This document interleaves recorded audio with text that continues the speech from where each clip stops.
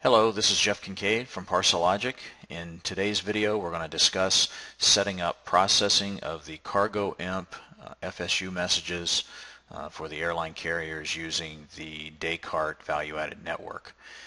Quick review of the setup of the Descartes system and the connection information.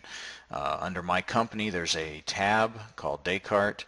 Underneath that option, you'll see FTP settings for both outbound and inbound messages coming from and sending to Descartes.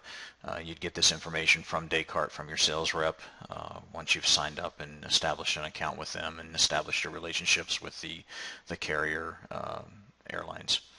So that's the setup information. As long as that's set up, the next thing you have to do is enable which carriers will provide the FSU messages for you, or which FSU messages you'll process from which carriers. So you want to go under the vendor menu, choose carrier, pull up the carrier that you want to enable FSU messages to be processed on, and go to the details tab, which is the default when you pull up the screen. Make sure that the received data checkbox is checked.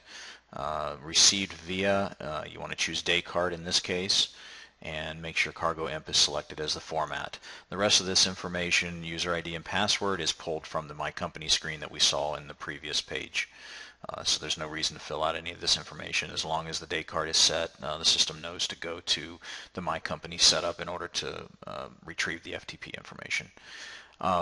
Also, the second part that you want to make sure underneath the CargoIMP setup, make sure the FSU checkbox is marked, and make sure that version 7, which is the only current version that's supported, is checked in the drop-down. Once that's done, you press save, and at this point, any messages that are available for your account from Descartes, the FSU messages, will be processed by the system. Thank you.